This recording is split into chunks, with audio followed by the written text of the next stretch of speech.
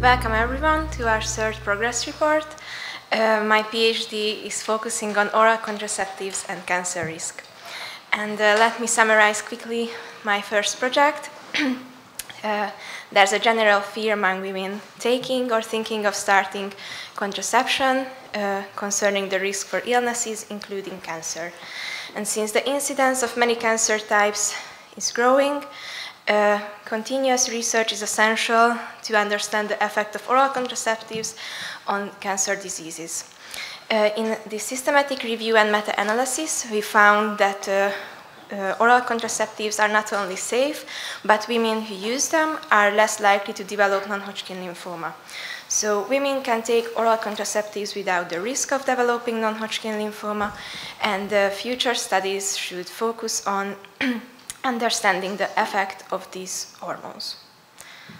Okay, so I'm Tímea Hercsik, a medical doctor and a first-year PhD student. My vision is to lower rates of malignancies, and my mission is to provide preventive measures for hematological and lung cancers. Currently, I have two ongoing projects. The first one is assessing the relationship between oral contraceptive use and hematological cancer risk, and the second one does the same regarding lung cancer.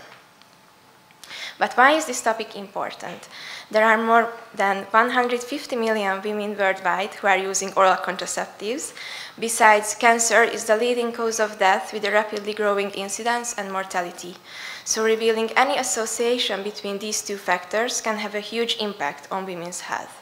But there are still conflicting results in the association and, more importantly, a fear among women. So our first project is focusing on hematological malignancies, which include a wide variety of cancers affecting the blood, the bone marrow, and the lymphatic system. And they can be divided into lymphoid and myeloid origin, and the malignancies of lymphoid origin can be further divided into Hodgkin's lymphoma and a more heterogeneous group of non-Hodgkin lymphomas. And the malignancies of myeloid origin are a similarly heterogeneous group. While the incidence is increasing worldwide, especially in developed countries, women generally have lower rates, and this could be explained by a variety of factors. The observed higher cancer risk in men has been attributed to increased exposure to environmental carcinogens. However, this can only provide partial explanation for the sex dimorphic differences.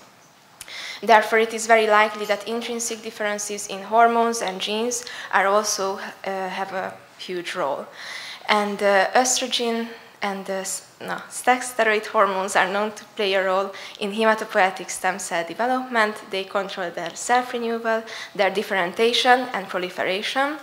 And estrogen has been shown to have a protective effect against hematological cancers.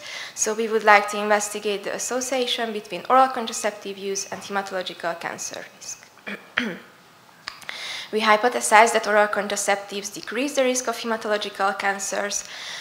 We investigated women who used oral contraceptives and compared their hematological cancer risk to women who did not use oral contraceptives. Yes. This is our search key. It consists of two domains.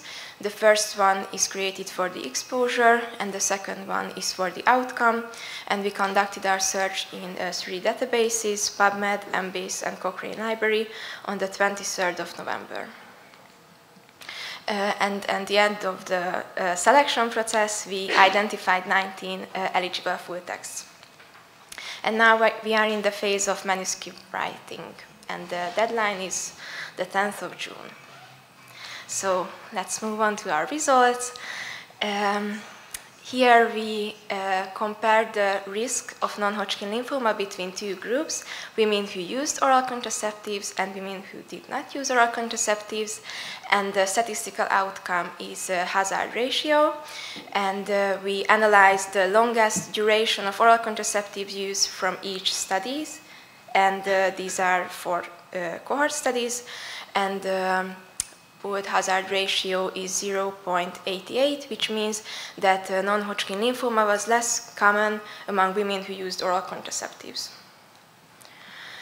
And as a second approach, we try to define different levels of exposure, short duration and long duration, to see whether the effect of oral contraceptive use has anything to do with the duration. And here the statistical outcome is odds ratio, and we analyzed 3 case control studies. And in both groups, the odds ratios are below 1. In the short duration, it's 0.71, and in the long duration, it's 0.47. And these are clinically relevant. And in the long duration group, it's also statistically significant. So the results suggest that women who use oral contraceptives are less likely to develop non-Hodgkin lymphoma, with a more prominent effect observed with the longer durations of use.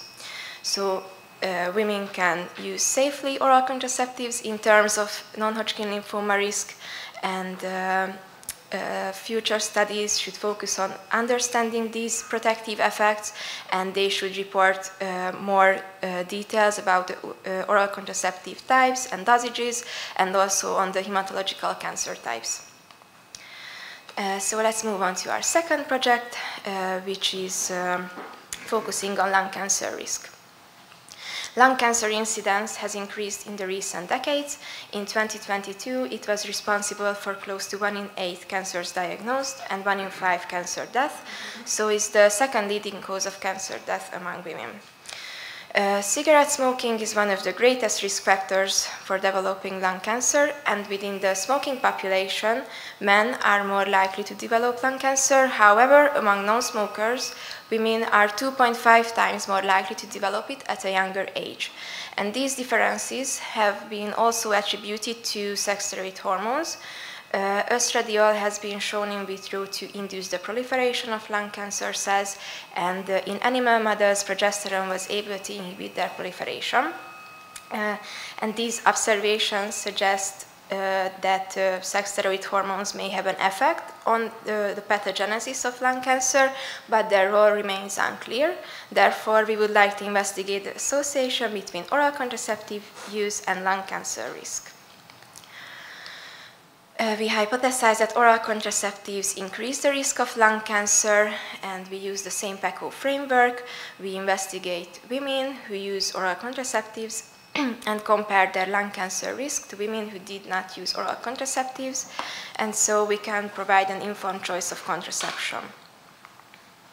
Here's the search key for our second project. It also consists of 2 domains. The first one is created for the exposure, the second one is for the outcome.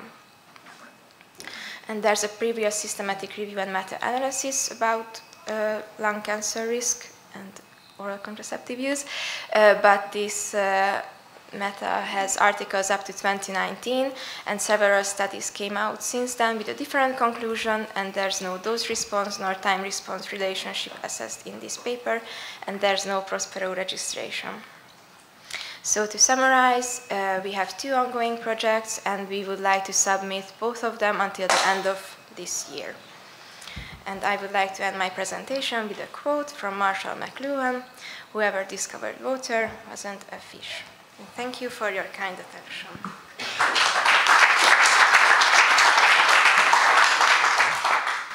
Thank you very much, Tímea. I have one question. You have investigated oral anti-conception. Are you planning to investigate other applications, intrauterine hormonal devices, or intravaginal ring with hormones? In the preliminary phase of our project, we wanted to do this analysis, but there's no enough data in the literature right now, so we could not. Thank you very much. Congratulations, that was nice. Please tell me, which kind of contraceptives was involved in these studies? A combination therapy, or only one, or estrogens, or they usually don't specify. They just say oral contraceptives. It can be combined or progesterone only. So, yeah, we don't know. Thank you.